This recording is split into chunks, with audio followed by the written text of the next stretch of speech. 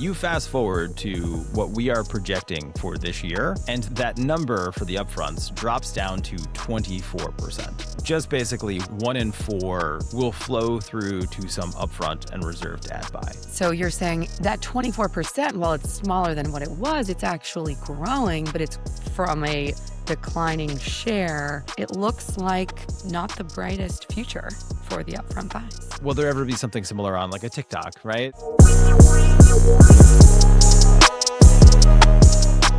You're listening to Media Monitor, where we break down what's happening in the media and the advertising industry and tell you what it actually means. Sean, good to see you. How's it going? Again, good to see you again. It's going well. How are you? My voice is finally coming back. That's good. That's a plus. We were at a conference where I guess I just chatted too much, lost my voice, but I think it's almost there. And you know what one of the things I enjoyed the most was that time with you, Sean, just that FaceTime. One-on-one. Those 6.5 minutes when I was also trying to run to a presentation and you were running between client meetings. It's a very small window. We did have a couple funny things where, and I don't remember how it came up, but we talked about pump up songs. We did. Well, I think it came up because you were like, hey, are you going to pump yourself up before the presentation? That's exactly how it came up. Yeah. Yeah. And I was like, it depends on the presentation, depends on my mood. I've got playlists on playlists. And I learned something that we found another overlap in the Venn diagram of us. It's slowly becoming a true Venn diagram, not just two disparate circles. Yes. Eminem, which ironically wearing not my shirt Eminem for people watching. For people listening, I'm legitimately wearing an Eminem polo, but no, the rapper. The rapper.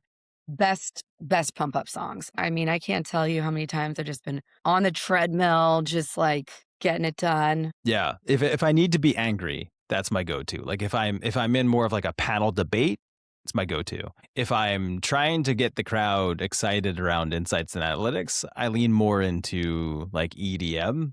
And then depending on the crowd, it'll oscillate from there. So it depends. It depends on the mood that I'm trying to convey to. And I try to channel that music in my presentation. I think that's fair. Well, I always love learning a little more and spending a little time. And it gave us an opportunity to talk about the pod a little bit and what we should cover. And we both agreed that it was time to talk about Upfronts, NewFronts. They just wrapped up. Yep. So we figured it would make sense to first define them, because I think there are probably some listeners out there that know what the upfronts are, some that do not. So I figured we could start there, and then we could talk about what's going on this year, what some trends and themes are, and then maybe we'll talk about some stuff that I learned about at the upfronts that fall outside of our overlap in the Venn diagram towards the end. Yes, and to be fair, I did try to include it in the Venn diagram, but it's not for me.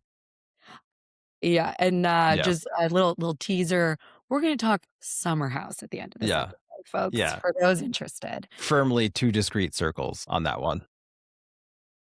Well, so let's start with upfronts. Sean, you've been in the biz a long time. You're super familiar. Give our listeners a definition of what the heck are the upfronts. Yeah. So despite being in the biz a long time, the upfronts predate me by probably a solid, 60 years, 70 years. It is a fairly uniquely phenomenon. We're not going to cover it in today's pod. Australia has some vague semblance of they kind of do this like showcase thing in September. It's not a 1-for-1. And then the Canadians have something similar, but maybe not as pomp and as big in terms of, all of that. So like upfront's fairly a unique American thing. But they started back in the 1960s. They became sort of popular in the 1960s. And the idea is because production costs were always a huge part of kind of front loading shows. You had to go out, you record a show, you kind of had to upfront all of the money and then try to make it back through advertising throughout the course of the year. The business model changed, and broadcasters at the time, ABC, NBC, would kind of show the lineup of TV shows coming typically in the fall. Which was actually tied to new car launches. So like a lot of the upfront and the broadcast season was tied to when automakers would launch cars. because that's how big as an industry and advertising was in the 50s and 60s. It was auto, auto, auto. So they kind of built the entire broadcast calendar combo of both automakers and also just when people watched a lot of TV. Historically, globally, summer, southern, northern hemisphere, slightly different time of the year, but summer as a season typically has much lower consumption. So the idea was to kind of like front load it in the fall. But because of that, they would try to secure advertising up front of all of the actual kind of TV shows that would run in the fall. So this would kind of launch sometime in the spring. There would be these conversations. You would see the lineup, maybe like, "Hey, I Dream of Jeannie's coming back for a second season. Do you want to buy some advertising now?" Because in the TV world, right, there's always a fixed amount of advertising. There are only so many 30, 15-second spots that will run in a course of an hour. It's a guaranteed block, as opposed to, and we'll allude to this and get to it later, like YouTube, in theory, has theoretically an infinite amount of ad supply. Facebook, Instagram have in theory an infinite amount. So it was like, secure your spot while it lasts, Right. buy the inventory now. And that's what it was born out of in the 1960s. And it hasn't, in some ways it's evolved a lot. In some ways it hasn't evolved much since, 1962, 63 when ABC popularized it. Yeah, I think, that's something that for those who are not as close to it, it's obvious when you think about it, but sometimes you kind of just have to take a moment and say, wait, so in linear TV, fixed finite spaces, in digital, the viewership is kind of, this sliding scale depending on how many people are coming. It's more targeted. Like you said, it's in Yep. theory infinite, but, it's more, you have to predict how many eyeballs you're going to get. Whereas, and there's a lot of variables in there. So totally different avenues. This has been around for a long time. It's also really interesting to mention the autos piece because if we think back to last week's episode where autos is dropping below that 10% of that space, Yeah. this is a big shift. So Big. knowing that that's how the upfronts kind of started focused on autos, it's definitely worth calling out here. So that makes sense. So we're closing in on the upfronts. Sean, before we go into some of the data around it, there's also another thing that happens, new fronts. Now, NewFronts. can you define that for us? Yeah, so I would kind of argue the NewFronts was largely kind of the digital world's response to the upfronts. I would argue, for the purpose of folks who aren't familiar with either, for all intents and purposes, they are very similar, right? Some of the way that you do reserve ad buying, some of the way the pomp and circumstances in terms of like pitching the shows is different, but fundamentally at its core, it's about presenting what is up and coming. New fronts typically would lean more into things like technological advancements or like new identity solutions on top of content, whereas like the upfronts core broadcasters is really content, right?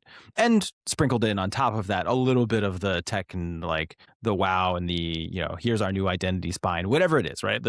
So it's kind of like inverted in terms of arguments, but at its core, it's kind of the same thing. It's, early in the season, we know that everyone, particularly within the agencies, have these budgets. Come spend with us. These are the cool things you get. These are the cool shows you can be a part of, etc. So for all intents and purposes, for folks that aren't familiar with either, we can kind of treat the new fronts to be very similar, but really kind of from a digital first perspective.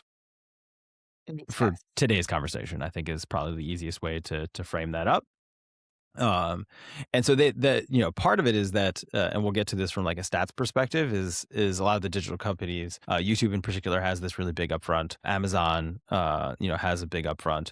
Kind of saw the amount of money that was being pre-allocated way upfront from a budget perspective, and realized that it was a huge chunk of change, and that there was very much a business incentive to try to secure that as well. And so, in many ways, it has been kind of a business decision to try to get in early and almost from a like share shift competitive stealing perspective, launch the new fronts as this kind of like to combat some of that upfront dynamic that had existed for the better part of, 60 years. Yeah, and it's definitely growing. See kind of that influencer culture coming into it. It's an event. People are going. They're Yep. showcasing their new things. So I'm curious to see how this, evolves over time because it's something that if you weren't in the space, you wouldn't hear about it. But I feel like now you're hearing about it. You're seeing the people that you follow on social media popping up at these events, viewing new things. So it's kind of ingraining in the broader culture more as new Yeah. friends. evolve. So let's talk trends. What are we seeing in 2026? How are things looking across these upfronts and new fronts? Yeah. So, I'll take it from like an ad spend perspective. And one of the interesting dynamics is, you go back to 2017 our data and you look at the entire media mix, which I know is not totally analogous to upfront, but let's for right now kind of classify all of these like upfront deals plus reserved buys. So I kind of don't want the advertising right now. I want it 3 months from now, but I'll pay you for it so that you could secure it so I don't lose it kind of thing. If we call those as like upfront light, we're basically talking about 40% of the ad spend market that we have line of sight into was some sort of upfront reserved ad buy back in 2017. So 60% was what might be called a spot buy or a scatter buy, something that's like, I need it right now. Let me go out and find the ad inventory that I need in the next like 2 weeks kind of thing. You fast forward to what we are projecting for this year, and that number for the upfronts drops down to 24%. Wow. So just basically one in four will flow through to some upfront and reserved ad buy. Now, I want to highlight that over that time, when we look at, say, the advent of streaming within this space, a lot of this is not being driven by an abandonment of the upfront strategy. To actually, over the last couple of years, what we've observed in our data is that if you drill into that bigger number and look just at kind of the TV market. So for right now, for all intents and purposes, let's call the TV market being kind of the set-top box linear TV, but also streaming, all of those things, over the top, as some might call it. If you smoosh those two things together and call that TV, we're still operating at about 80% is this reserved ad buy, upfront type dynamic in terms of spend. Over time, that has actually moved from, let's call it like 74% earlier on to about being 80. And part of that strategy has been really to kind of think about from those companies, it's great to kind of secure that money early so you kind of know and can kind of figure out your balance sheets and also, where you want to deploy it, place it, all of those things. So that has been kind of a big market in terms of spend. And so that number hasn't changed. What has changed though is that everything is growing around it. So social, search, things like that is now operating at kind of much faster growth rates, which is why we're seeing that 24% be the number that we're projecting for this year. Okay, so that makes sense. So you're saying that 24%, while it's smaller than what it was, it's actually growing, but it's from a declining share. And I mean, Exactly. everything that we're saying is that's just going to continue to decline. I mean, I don't, unless new sports emerge that we don't know of yet, because that's really the driver right Yep, now. for sure. And sports are also moving to streamings. It looks like, you know, not the brightest future for the upfront buys. Yeah, right. I think what's interesting is this is more of just completely spitballing here, but it's fascinating over time how the streaming model is ever closer inching to like the cable model, both in terms of like the expense.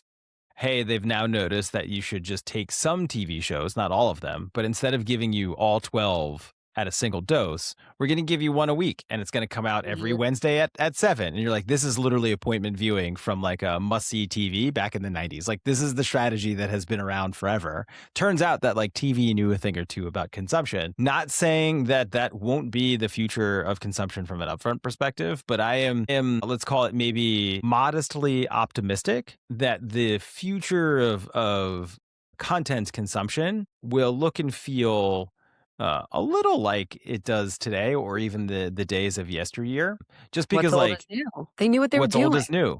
They knew what they were doing. They made money hand over fist when it came to like the cable era. So like they were very profitable businesses. They knew how to mix this like, demand FOMO with streaming with all these things. And we are starting to see that model slowly creep by. Now, the big question is like, will there ever be something similar on like a TikTok, right? That Mhm. probably less so, right? But I am modestly hopeful for the future, and I wouldn't be surprised if the upfronts lasted another 50 years. I could see, yes. I subscribe to this. I mean, it's kind of like every time I go through my closet and I think of getting rid of things and I just, I'm at the age now where I know that the style's going to come back around. So I hang on to a few articles Yeah, because I'd hate to toss them only for them to, be relevant again. for sure. And usually it's the vintage one that's the more in demand one than the knockoff that comes 30 years after the fact. Yes, Not calling exactly. you vintage, just to be clear. You're not that old.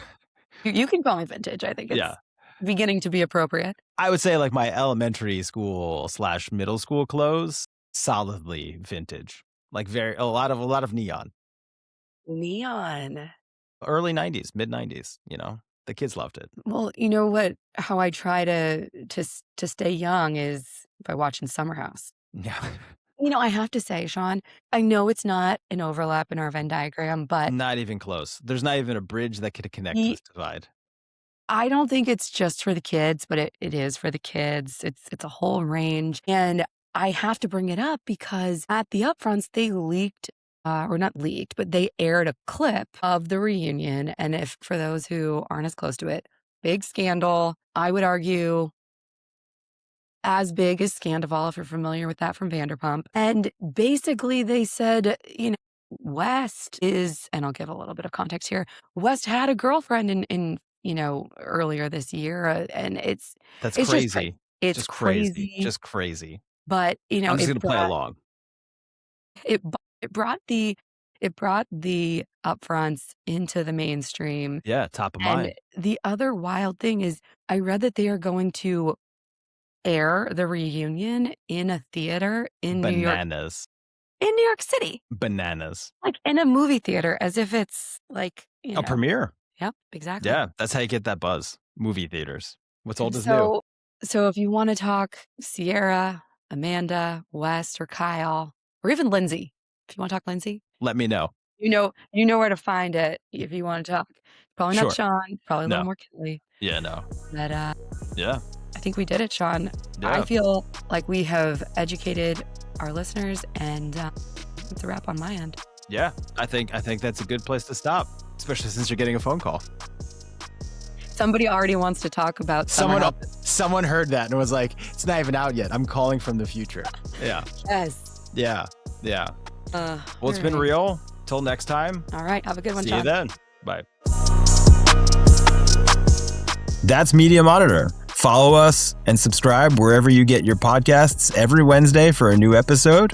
And as always, thanks for listening.